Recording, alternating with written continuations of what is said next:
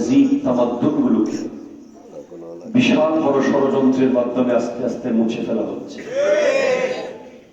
এজন্য আমাদের উচিত নিজের মেয়ের বিয়েকে একদিন পিছিয়ে নিয়ে নিজের ছেলের বিয়ের প্রোগ্রামকে 1 ঘন্টা লেট করে হলেও লাইলাতুল বারাত, লাইলাতুল মেরাজ এই প্রোগ্রামগুলোকে এস্টাবলিশ করা। এগুলো যতদিন থাকবে ইসলামের খুশবু ততদিন থাকবে। এগুলো একজন মুসলমানকে কোনোভাবেই ইহুদি নাসারার কবজায় ঢুকতে দেবে না। গত জুমায় আমি যেখানে শেষ করেছি সেটা ছিল যে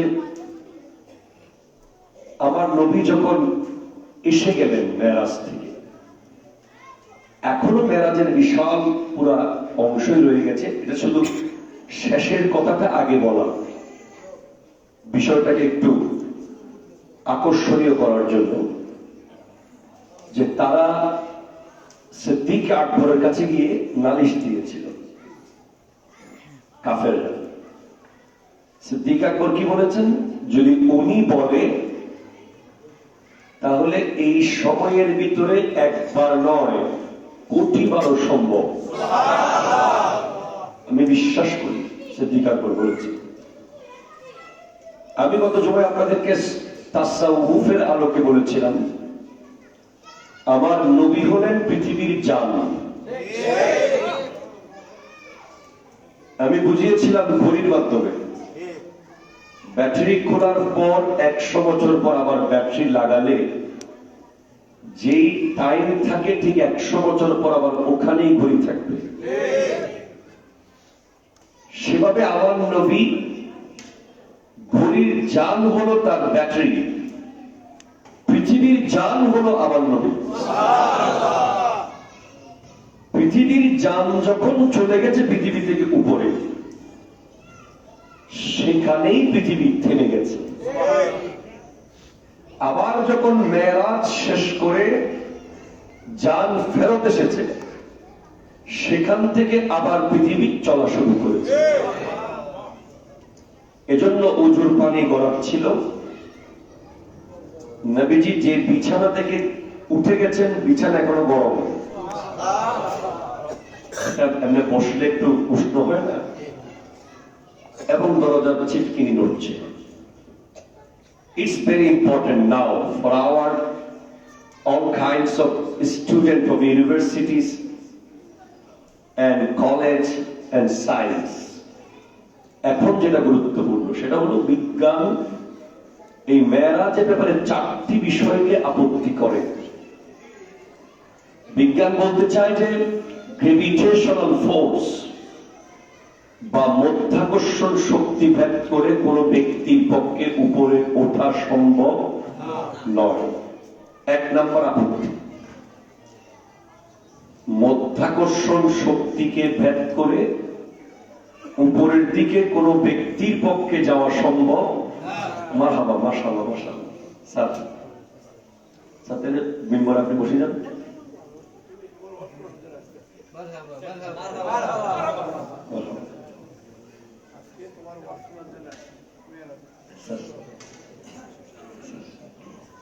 স্যার হচ্ছেন জগন্নাথ ইউনিভার্সিটির সম্মানিত অধ্যাপক এবং আহলে সুন্নাত ওয়াল জামাত বাংলাদেশের সম্মানিত কো-চেয়ারম্যান যারা doctor Abdul Wadud sir. Sir কি গাড়ি বোধহয় ভুলে এদিকে ঘুরে গেছে আজকে। স্যার মারহাবা বলেন। এটা রাসূল পাক সাল্লাল্লাহু আলাইহি ওয়াসাল্লাম হাসান বিন সাবিত রাদিয়াল্লাহু তাআলা আনহুকে মিম্বর বানিয়ে দিয়েছিলেন, অথচ সিদ্দিক আকবর নিচে বসা, ফারুক আজম নিচে বসা, উসমান যুন্নুরাইন মৌলা আলী নিচে বসা। তো আমিও রাসূল পাকের শান বলছি বলে চেয়ারে, অথচ আমার চেয়ে অনেক যোগ্য ব্যক্তিরা এখানে আছেন। আল্লাহ তাআলা আপনাদের হায়াতে কোটি কোটি বরকত দিন। বিজ্ঞানের 4টা আপত্তি মেরাজ নিয়ে। একটা হচ্ছে গ্রেভিটেশনাল ফোর্স বা মধ্যাকর্ষণ শক্তি ভেদ করে কোনো ব্যক্তির পক্ষে উপরে যাওয়া সম্ভব নয়, একটা আপত্তি। দুই, জড় জগতের নিয়ম শৃঙ্খলায় আবদ্ধ স্থূল দেহী মানুষের পক্ষে আকাশের বায়ু শূন্য স্তর ভ্রমণ করা অসম্ভব, বিজ্ঞান বলছে।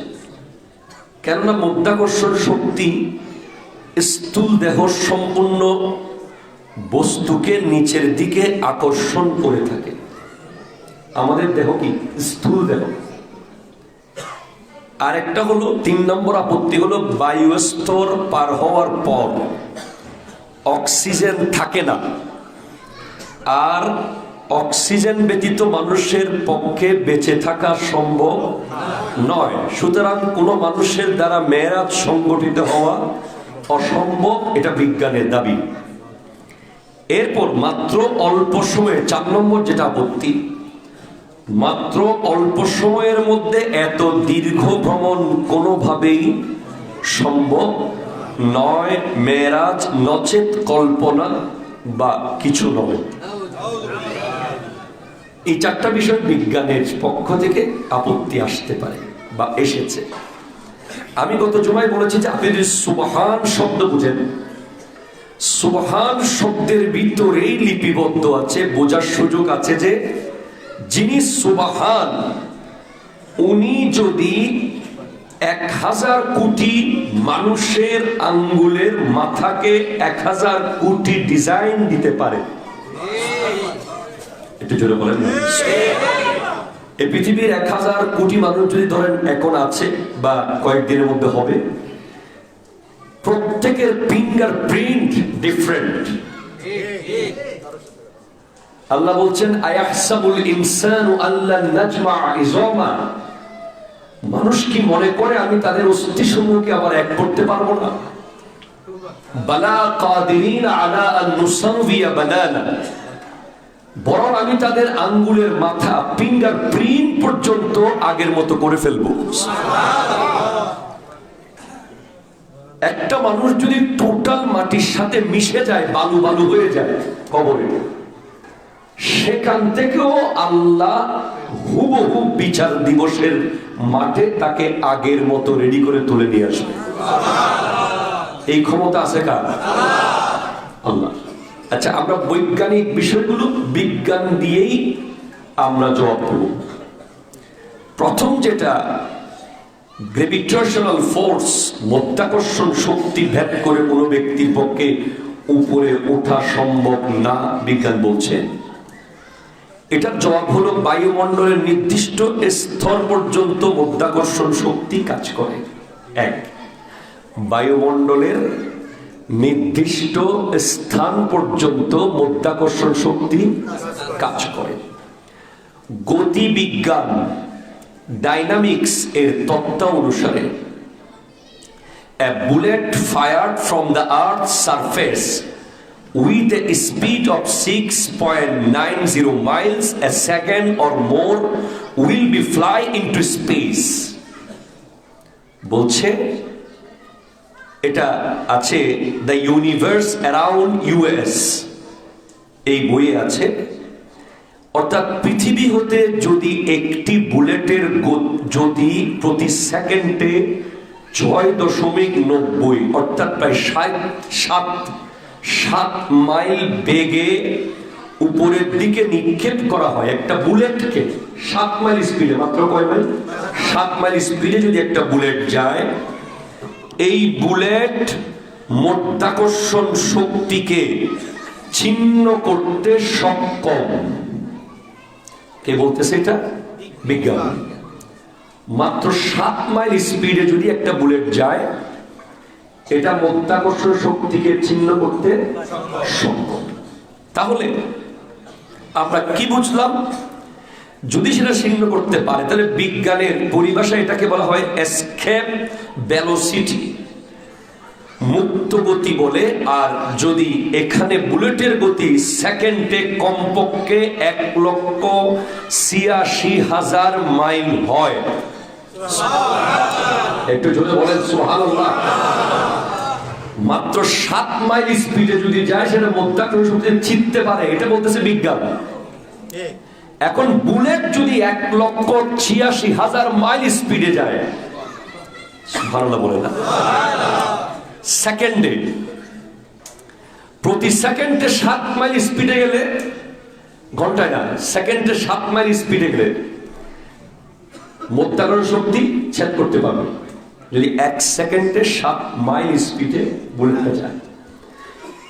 আর যদি 1 সেকেন্ডে 1,86,000 মাইল স্পিডে যায়, তাহলে মধ্যাকর্ষণ শক্তির কথা বলা অযৌক্তিক।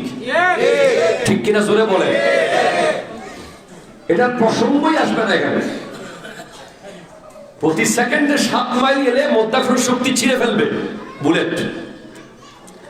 আর এখন যদি 1,86,000 মাইল স্পিডে প্রতি সেকেন্ডে যায়, তাহলে গ্রেভিটেশনাল ফোর্স, মধ্যাকর্ষণ শক্তির প্রতিবন্ধকতা আলোচনা করাই নিরর্থক।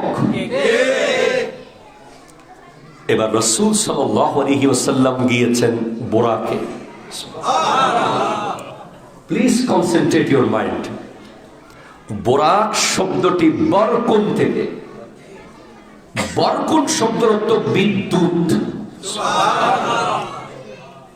বিদ্যুতের গতিকে আরো বেশি ত্বরান্বিত করে, এটাকে সুপারলেটিভ ডিগ্রিতে নিয়ে শব্দটাকে বোরাক বলা হয়েছে। বরকুন এটা বিদ্যুতের কথা, কিন্তু বিদ্যুতের চেয়ে আরো গতি সম্পন্ন যখন, তখন বোরাক। তখন কি? বোরাক। তো এখন বলছে, আর বিদ্যুতের গতি কিরকম? বিদ্যুতের গতি হলো প্রতি সেকেন্ডে 1,86,000 মাইল স্পিড বিদ্যুতের গতি। আমার আল্লাহ দুনিয়াকে বুঝাচ্ছেন, বিজ্ঞান তখনও বিদ্যুৎ আবিষ্কার করলেও বুঝতেছে না, করে নাই যখন নবীর মেরাজ হয়েছে। আর বিদ্যুৎ আবিষ্কার করলেও বিদ্যুতের ধারণা পুরোপুরি দুনিয়ার মানুষ তখন বুঝে নাই। তখনও চেরাগ ছিল, তখনও চেরাগ ছিল, তখনও ছিল এই আমাদের ল্যাম্প যেগুলো আমরা ব্যবহার করি, ওগুলোর প্রচলন ছিল। জি। আর এখন বিজ্ঞান 2026-এ এসে বুঝতে পারতেছে বিদ্যুৎ কি জিনিস পুরোপুরি। এই বিদ্যুতের গতি হলো প্রতি সেকেন্ডে 1,86,000 মাইল স্পিড। আর আমার নবী যেই বোরাকে চড়েছেন, ওই বোরাকের গতি বিদ্যুতের চেয়ে আরো 1000 গুণ স্পিড। কারণ এখানে বোরাক তথা সুপারলেটিভ ডিগ্রি আল্লাহ ব্যবহার করেছেন। শব্দটা বোরাক শব্দটা সুপারলেটিভ ডিগ্রিতে ইউজ হয়। তার মানে বিদ্যুতের চেয়ে আরো অসংখ্য গুণ স্পিডে বোরাক চলে। আর সেই বোরাকে আমার নবী বসে। আর আমার নবীকে আল্লাহ আরো কত বেশি পাওয়ার দিয়েছেন যে এত স্পিডে যাচ্ছে, তারপরেও নবী বলতেছেন, মারতু বিকবরি মূসা ওয়া হুয়া কায়িমুন ইউসাল্লি ফি কবরিহি। আমি মূসার কবরের পাশ দিয়ে যাচ্ছিলাম, দেখি মূসা কবরে দাঁড়িয়ে দাঁড়িয়ে নামাজ পড়ছে।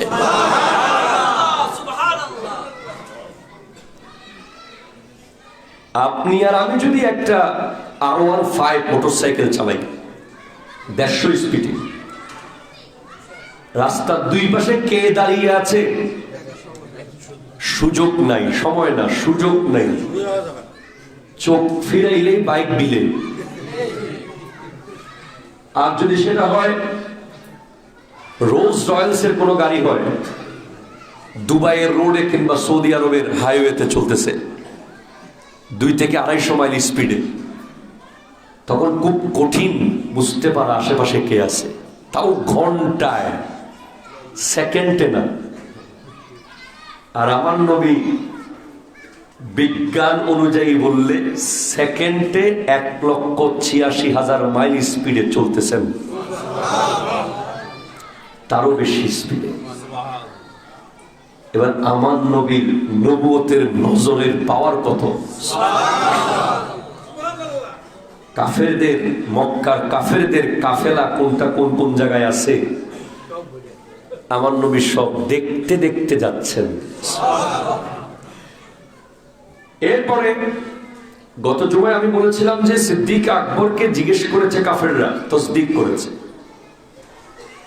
মেরাজের পরে রোমান সম্রাট হিরাক্লিয়াসের দরবারে আমার নবী ইসলামের দাওয়াত পাঠিয়েছিলেন। তখন সে বলল যে ঠিক আছে, আরবের নবী যখন দাওয়াত পাঠালো, ওনার বাড়ির আশেপাশের কেউ আছে কিনা দেখো, এখানে ব্যবসায়িক কাজে এসেছে এমন কেউ রোমে এসেছে কিনা, যাকে একটু ডাকো, ওনার সম্পর্কে জিজ্ঞেস করি। তখন সেখানে উপস্থিত ছিলেন হযরতে আবু সুফিয়ান রাদিয়াল্লাহু তাআলা। তিনি তখন ইসলাম কবুল করেন নাই, উনি ব্যবসায়িক কাজে রোম গিয়েছেন। তো রোমান সম্রাটের প্রতিনিধিরা আবু সুফিয়ানকে বাজার থেকে, ব্যবসায়িক জায়গা থেকে নিয়ে এসেছেন, যা একটু আসেন, আপনি তো মক্কার মানুষ, ওখান থেকে একজন নবী ইসলামের দাওয়াত পাঠিয়েছে, আপনি একটু বলবেন ওই নবী সম্পর্কে আমাদের সম্রাটকে। তো হযরত আবু সুফিয়ান তো তখন আমার নবীর ধর্ম কবুল, দিন কবুল করে নাই। তাই ওনাকে যখন জিজ্ঞেস করা হলো এই নবী সম্পর্কে কিছু বলেন, উনি বললেন যে হুজুর আসলে কি বলবো, উনি এক রাতের ভিতরে মসজিদে আকসা থেকে ঘুরে গেছে এই কথা বলছে, এটাকে বিশ্বাস করা যায়? এটা উনি বলেছেন যে রোমান সম্রাটকে নবীজির প্রতি নেগেটিভ করে দেওয়ার লক্ষ্যে। তো ইসলাম কবুল করার পরে তো আগের সবকিছুই আল্লাহ মাফ করে দিয়েছে। রাদিয়াল্লাহু আনহু ওয়া রাদু আনহু। তখনই একজন মসজিদে আকসার একটা পাদ্রী, তখন মসজিদ আকসা মুসলমানদের আন্ডারে ছিল না, সে দাঁড়িয়ে বলে হ্যাঁ উনি 100% ওই রাতে এসেছিল। বলে কি রে, তুমি কেন জানো? বলে আমি প্রতিদিন দরজা বন্ধ করে রাতে মসজিদ আকসার দরজা বন্ধ করে যাই, কিন্তু সেদিন রাতে আমি এত চেষ্টা করলাম মসজিদে আকসার মূল গেট বন্ধ করতে, আমি কোনোভাবে দরজাকে এক জর্রা নাড়তে পারি নাই। পরে আমি বাইরের থেকে অনেক লোকজন ডেকেছি দরজাটা বন্ধ করার জন্য, কিন্তু আমি দেখছি যে দরজা কোনোভাবেই নড়ে না, এক সুতা, এক চুল দরজা নাড়াইতে পারি নাই। তখনই বুঝতে পারলাম এই দরজা কোন একজন মেহমানের অপেক্ষায় আছে। পরে রাতের বেলা দরজা খোলা রেখেই চলে গিয়েছে। সকালে এসে দেখতে পেলাম এক আশ্চর্য বিষয়, মসজিদে আকসার দরজার সামনে একটা পাথর ছিল, যেই পাথরটা নিখুঁত পাথর, ওখানে অন্য কোনো কিছুই ছিল না, কিন্তু সকালে দেখি যে ওই পাথরে একটা আংটা,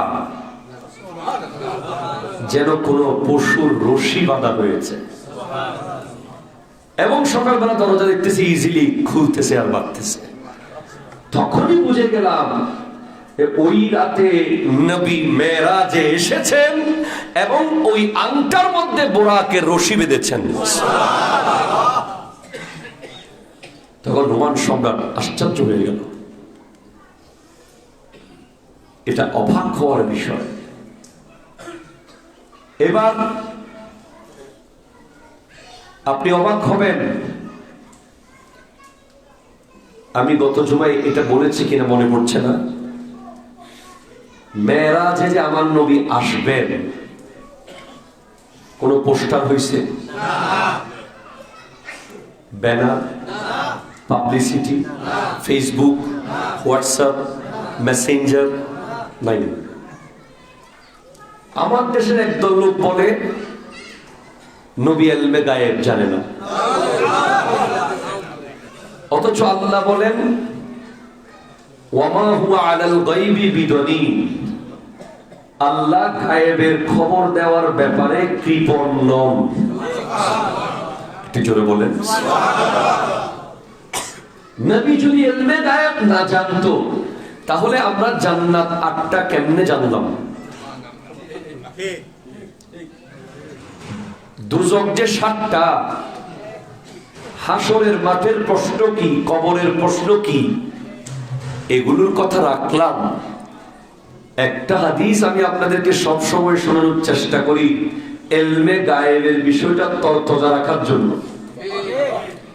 সাইদ রাসূলুল্লাহ সাল্লাল্লাহু আলাইহি ওয়াসাল্লাম উহদান فرجف بهم فقال النبي صلى الله عليه وسلم اثبت احد فانما عليك نبي وصديق وشهيدان।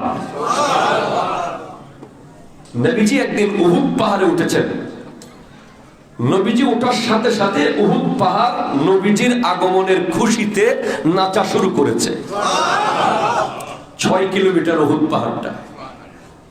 আমরা যে যতটুকু দেখেছি ততটুকুই মনে করেছি। উহুদ পাহাড় অনেক বড়, গোটা নাচতেছে। নবীজি উহুদ পাহাড়কে বলতেন উসবুত উহুদ, উহুদ তুমি শান্ত হও, ফাইন্নামা আলাইকা নাবিয়্যুন, তোমার উপর একজন নবী দাঁড়িয়ে আছে, ওয়া সিদ্দীকুন, একজন সিদ্দীক দাঁড়িয়ে আছে, ওয়া শহীদান, তোমার উপরে 2 জন শহীদ দাঁড়িয়ে আছে। 2 জন শহীদকে হযরত ওমর রাদিয়াল্লাহু তাআলা ও হযরত ওসমান রাদিয়াল্লাহু তাআলা। ওনারা শহীদ হওয়ার বাকি এখনো 24 বছর আছে। আমার নবী বলতেছেন তোমার উপরে 2 জন শহীদ দাঁড়িয়ে আছে। এরকম শত শত কাহিনী আছে নবীজির ইলমে গায়েবের ব্যাপারে। আমার নবী, আপনারা সবসময় একটা বিষয় মনে রাখবেন যে কোরআনুল কারীমে আল্লাহর একটা সৌন্দর্য হলো আল্লাহ রোল নম্বর 2, 3, 4, 5 এদের প্রশংসা করে, এদের শান বলে, যাতে এক একটা বিবেকবানরা বুঝে নেয়। ত্রিমোহনী বা খিলগাঁও সরকারি স্কুলের রোল নম্বর 3 অসম্ভব ব্রিলিয়ান্ট, ক্লাস 10 এর। বাপরে বাপ, তার লেখা, তার পড়ার সিস্টেম, তার ক্লাস মেনটেইন, তার হোমওয়ার্ক। তখন বিবেকবান মানুষ তিনি জিজ্ঞেস করবে 3 যদি এমন হয় 1-এর কি খবর?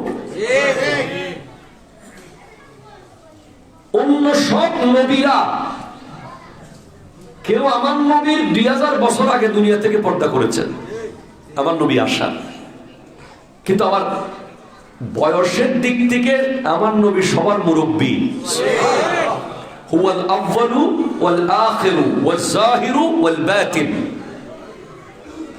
শায়ের বলছে তু সবসে আউয়াল তু সবসে আখির, मिला है हुस्ने दवाम तुझको, है उम्र लाखों बरस के तेरी, मगर है ताजा शबाब तेरा।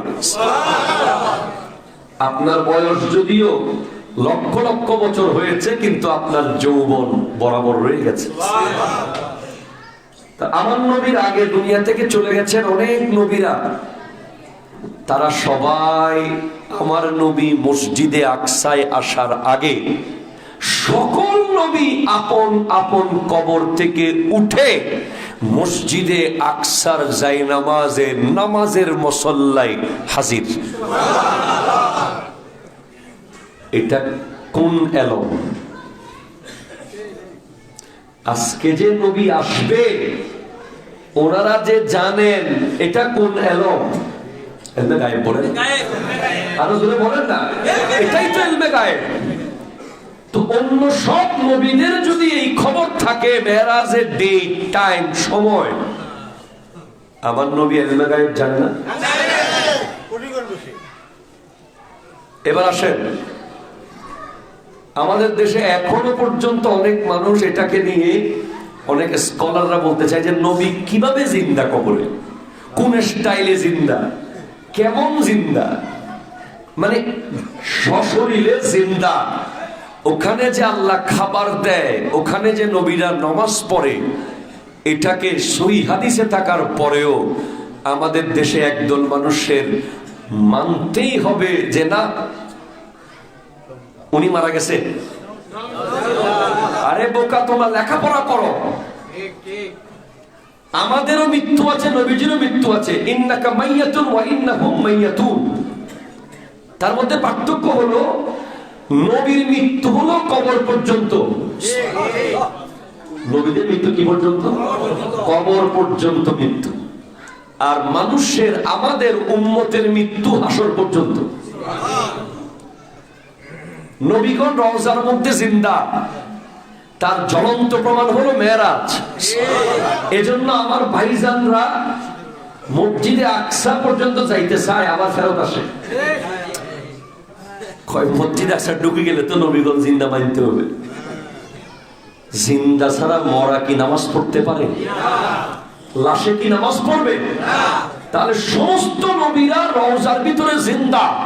তার প্রমাণ হলো সবাই রওজা থেকে জিন্দা উঠে মসজিদে আকসায় গিয়ে আমার নবীর পিছে 2 রাকাত নামাজ আদায় করেছে। এখন আপনি দেখবেন যে আমাদের দেশে অনেকে আমার নবীকে হযরতে খাদিজাতুল কুবরা রাদিয়াল্লাহু তাআলা আনহার ছাগলের পিছে পিছে দেখতে চায়। ঠিক কিনা বলেন? খুব স্মার্টলি বলে, বিভিন্ন ইংরেজি শব্দ দিয়ে বলে। আবার হযরতে খাদিজাতুল কুবরার স্টাফও বলে। ওই বেয়াক্কলদেরকে বলে দেন, তোমাদের আর আমাদের পার্থক্য এই, আমরা খাদিজাতুল কুবরার ছাগলের পিছে নবীকে দেখেছি এটা বলি না, আমরা মেরাজের রাতে সমস্ত নবীদের আগে ইমামতের মুসল্লায় নবীকে দেখেছি এটা বলি।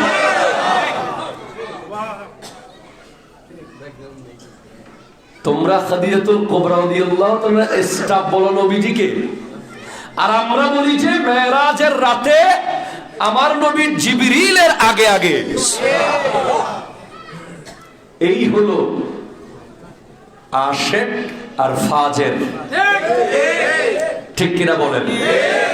মেরাজ এমন একটা সাবজেক্ট, এটাকে যদি পুরোপুরি জানতে পারেন, পৃথিবীর কোন বাতিল আপনাকে আর নবী বিদ্বেষী বানাতে পারবে না।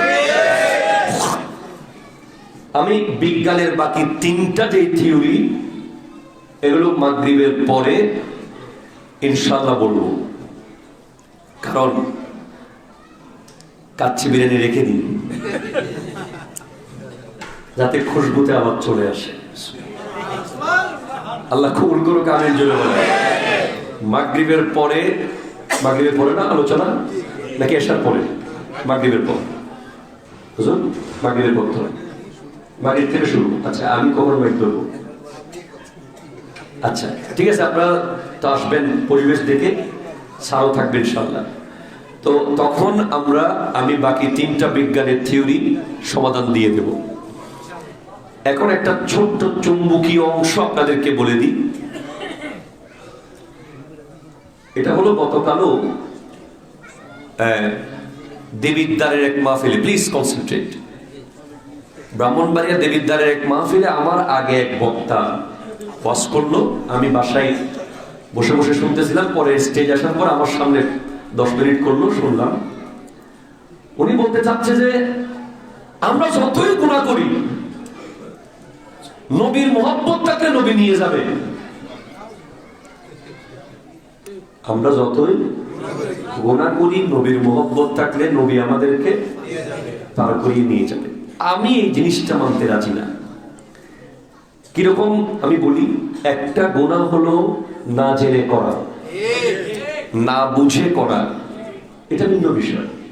কিন্তু আপনি যদি এই কথাটা বলেন, তাহলে দেখবেন যে একদল মানুষ মনে করবে যে গুনাহ চলুক, আমি তো নবীকে ভালোবাসি। এখানে আমার একটা আপত্তি হলো, ওই ছাত্রকে আমি সবচেয়ে ব্রিলিয়ান্ট, পাংচুয়াল, ইন্টেলেকচুয়াল, অবিডিয়েন্ট মনে করি, যেই ছাত্র তার আব্বা আম্মাকে কোনোদিন প্রিন্সিপাল বা ক্লাস টিচারের সামনে কমপ্লেইনের কারণে আসতে দেয় নাই। মানে একজন ছাত্রের বাপ মা কোনোদিন তার প্রতিষ্ঠানে যেতে হয় নাই যে প্রিন্সিপালকে সরি বলার জন্য, সে সেভাবে চলেছে। শুধু বাপ মা যদি কোনোদিন যায়, তার পুরস্কার নিতে গেছে, ফুলের মালা কিংবা ক্রেস্ট। যেখানে আমরা আমাদের আব্বা আম্মা, আমাদের প্রিন্সিপাল কিংবা ক্লাস টিচারের সামনে গিয়ে সরি বলবে, এটাকে মানতে পারতেছি না, সেখানে আমার নবী কেন আল্লাহর সামনে গিয়ে সরি বলবে? কথা বলেন, কথা বলেন, কথা বলেন। উম্মত যদি গুনাহ করে, নবীজিকে কি বলতে হবে না, আল্লাহ আমার উম্মত ভুল করেছে, দোষ করেছে, আমার দিকে তাকিয়ে মাফ করে দাও, এটা তো বলতে হবে। আপনি এটা মাথায় নেন যে নবী যেন আমাদের জন্য কোনোভাবে ছোট হতে না হয়। আপনি আশেকে রসুল, আশেকে রসুল, আশেকে রসুল, নবীর জন্য জীবন দিবেন, জীবন দিবেন, জীবন দিবেন। আরে ভাই, আগে ফজরের নামাজে শীতকালে ঠান্ডা পানিতে একটু উযু করেন, তারপর জীবন দেন। ঠিক কিনা বলেন? আপনি ফজরের নামাজের উযুটা করতে পারতেছেন না ঠিক মতো ঠান্ডার কারণে, কম্বল থেকে বের হইতে পারতেছেন না, আপনি আবার নবীর জন্য জীবন দিবেন। আমি এই জায়গায় কেন আসলাম? কারণ আমার নবী আল্লাহর কাছে নিজের জন্য গিয়েছেন একবার, উম্মতের জন্য গিয়েছেন 9 বার। প্রত্যেকবারই কেন গেছেন? আল্লাহ আমার উম্মতের কষ্ট একটু কমাই দেন। আবার হাবিব আবার আসছেন, আল্লাহ আরেকটু যদি কমাইতেন। আবার আসছেন নাকি, আরেকটু যদি কমাইতেন। কয়বার যাওয়া যায় ভাই? একই বিষয়ের জন্য কয়বার রিকোয়েস্ট করা যায়? যিনি গোটা জীবন দাঁড়িয়ে দাঁড়িয়ে তাহাজ্জুদের নামাজ পড়েছেন, পা ফুলে গেছে, উনি আমাদেরকে কষ্ট কম হওয়ার জন্য 45 ওয়াক্ত কমিয়ে 5 ওয়াক্তে আনছেন। এরপরেও মন মানে না, হাই আমার উম্মতের সওয়াব কমে গেল, আমল কমে গেল। না না না, চাকরি কমেছে, বেতন কমে নাই। 5 ওয়াক্ত পড়বেন, 50 ওয়াক্ত পাবেন। আমরা যখন নামাজ পড়ব না, আমরা যখন নামাজকে অবহেলা করব, আমরা কোনোভাবেই নিজেকে আশিকে রাসূল বলতে পারি না, এটা মিথ্যা দাবি। আমরা যখন জুমার দিন মাত্র 2 রাকাত নামাজ পড়ে বের হয়ে যাব, আমরা তখন আল্লাহকে বলি যে আল্লাহ, আই এম সো বিজি, আমার অনেক ব্যস্ততা, আমার সেই সময় নাই তোমাকে দেওয়ার মতো। আমরা নামাজের গুরুত্বটা বুঝি। মেরাজ হচ্ছে, মেরাজের শ্রেষ্ঠ উপহার হলো নামাজ। এজন্য কিয়ামতের দিন যেন আমার নবীকে আল্লাহ না বলে, ওই যে গার্জিয়ানের মতো যে বললাম, প্রিন্সিপালের সামনে, আপনি তো বলেছিলেন ওরা আসবে আমাকে দেখতে, কই হাবিব ফজরের নামাজে তো আমি দেখি নাই তাদেরকে, আপনি তো নিয়ে গেলেন খুঁজে তাদেরকে আমাকে দেখানোর জন্য।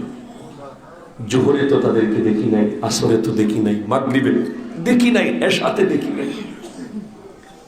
আমরা জুমার দিন যত মুসল্লি মসজিদে দেখি, 5 ওয়াক্ত নামাজে যে তত দেখি না, এটা আমার নবীর অসম্মানের কারণ হবে কিয়ামতের দিন। সেজন্য মাথায় রাখবেন, নামাজ আল্লাহর ইবাদত, কিন্তু নবীর ইজ্জত।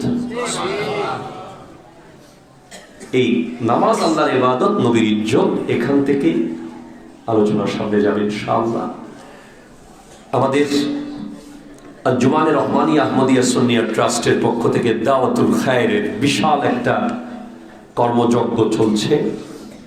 এই যে নামাজের কথা বললাম না, আপনি কম্পিউটারের MS ওয়ার্ড জানেন, পাওয়ার পয়েন্ট জানেন, আপনি ফেসবুকের অ্যাকাউন্ট খুলতে জানেন, পাসওয়ার্ড লক হয়ে গেলে খুলতে জানেন, আপনি বাইক চালাতে জানেন, আপনি গাড়ি চালাতে জানেন, আপনি ইলেকট্রিকের সুইচ বোর্ড নষ্ট হয়ে গেলে ঠিক করতে পারেন, কিন্তু আপনি সূরা ফাতিহাটা কেন শুদ্ধ করে পড়তে পারেন? এই প্রশ্ন কেন নিজেকে করেন নাই? আমাদের ভিতরে এক large amount of young crowd আছে যারা শুদ্ধ করে কোরআন শরীফের 10টা সূরা পড়তে পারে না, যারা জানাজার নামাজটার নিয়ম জানে না, যারা ওযুর নিয়ম জানে না। এমন এমন বিধ্বংসী ব্যাপার হয়ে যায় সেখানে। আপনি যখন আলহামদুলিল্লাহি রাব্বিল আলামিন এই জায়গায় যদি আপনি শুধু একটু হালকা করে আলহামদু বলেন, হা না বলেন, হা বলেন, অর্থ কি হয় জানেন? সমস্ত মৃত্যু আল্লাহর জন্য। আর আলহামদু হলে সমস্ত প্রশংসা আল্লাহ। এই ব্যাপারটাকে চিন্তা করেছেন পীর বাঙ্গাল, দ্য সেনেটর অফ পাকিস্তান, আল্লামা সৈয়দ মোহাম্মদ সাবের শাহ কিবলা মুদ্দাজিল্লাহুল আলী। যারা ব্যাংকার, যারা বাংলায় পড়ালেখা করেছেন, প্রফেশনাল ভাবে বাংলায় আছেন, মাদ্রাসায় মক্তবে যাওয়ার সুযোগ হয় নাই, তারা যেন শরীয়তের যতটুকু বেসিক মাসলা দরকার এতটুকু অন্তত যেন জানতে পারে। এজন্য দাওয়াতুল খায়ের। এটা এমন নয় যে আপনাকে মসজিদে ব্যাগ ট্যাগ নিয়ে ঘুমাইতে হবে, ডেকসি পাতিল নিয়ে থাকতে হবে, রান্না বান্না করে রয়ে যেতে হবে, এমন না। মাগরিবের পরে আধা ঘন্টা বা 1 ঘন্টা সময় যদি আপনি দেন, আপনার জীবনের সর্বশ্রেষ্ঠ জ্ঞান আপনি অর্জন করতে পারবেন। আমাদের এখানে কয়জন ট্রেনিং নিয়েছেন? 2 জন। বর্তমানে আমাদের এখানে পরিপূর্ণ ট্রেনিং করা 2 জন মুআল্লিম আঞ্জুমান প্রোভাইড করেছে। একজন আপনাদের সকলের প্রিয়, আমাদের এই মসজিদের সুযোগ্য ইমাম সাহেব, অত্র মাদ্রাসার যিনি উপাধ্যক্ষ জনাব মাওলানা মাসউদ হোসেন আল কাদরি সাহেব, উনি হচ্ছেন দাওয়াতুল খায়ের ট্রেনিং প্রাপ্ত। চট্টগ্রামে গিয়ে বহুবার থেকে এসে ট্রেনিং করে এসেছেন। আরেকজন জনাব সুজন সরকার সাহেব, ওনারা আপনাদেরকে প্রতি শুক্রবারে বাদ মাগরিব, আজকে তো প্রোগ্রাম আছে, আগামী শুক্রবার থেকে প্রতি শুক্রবারে বাদ মাগরিব দাওয়াতুল খায়ের হবে।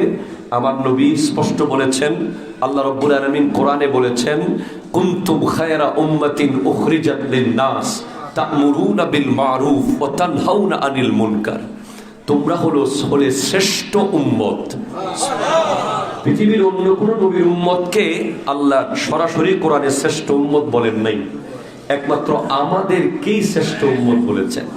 তো এই সার্টিফিকেট দিয়েছেন কে? সার্টিফিকেট যদি ইউনিভার্সিটি থেকে পাওয়ার পরে আপনি নর্মাল কোন ডেস্কে রেখে দেন, টেবিলে ফেলে রাখেন, এটা এক সময় তেলা পোকা খেয়ে ফেলতে পারে, এটাকে ইঁদুর কেটে ফেলতে পারে। আপনি আর কোনো অফিসে দিলে এটা আপনার জবের ক্ষেত্রে কোনো কার্যকর হবে না। এজন্য সার্টিফিকেট যত্ন করা জরুরি। তো আল্লাহ বলছেন যে তোমরা শ্রেষ্ঠ উম্মত। এই সনদ আল্লাহ দিয়েছেন, এটা আজরাইল আলাইহিস সালামকে দেখাতে হবে যে আজরাইল, আপনি জান নিতে এসেছেন, দেখেন আমার কাছে সনদ আছে, আমি শ্রেষ্ঠ উম্মত।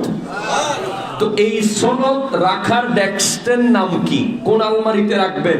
ওই আলমারির নাম হলো তা'মুরুনা বিল মারুফ ওয়া তানহাউনা আনিল মুনকার। সৎ কাজের আদেশ দেওয়া, অসৎ কাজে নিষেধ করা। সৎ কাজে আদেশ আর অসৎ কাজে নিষেধ কে দেয়, কে করে? যে নিজে আগে জানে এবং আমল করে।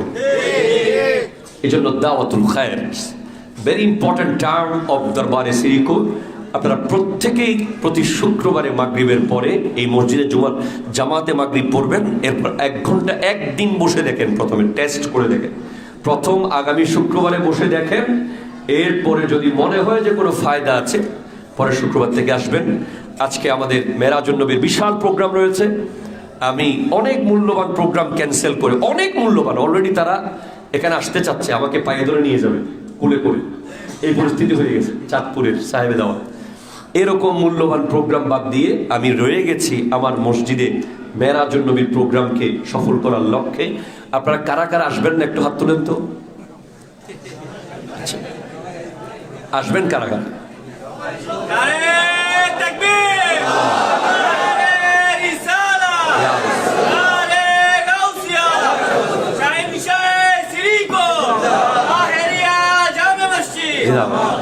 এখানে মূলত বক্তব্য বা ওয়াজের জন্য আসা এমন না, আমি তো প্রতি শুক্রবারে ওয়াজ করতেছি। আশা হচ্ছে মেরাজকে স্টাবলিশ করা। আপনারা যাদের পক্ষে সম্ভব সহযোগিতা করা। আজকের মাহফিলে যদি কেউ শরীক শামিল হতে চান, আমরা অসংখ্য খাবারের আয়োজন করেছি, সবার জন্য তাবরুকের আয়োজন করেছি। আমরা যতজন আসুক না কেন ইনশাআল্লাহ আমরা তাবরুক দেওয়ার চেষ্টা করব।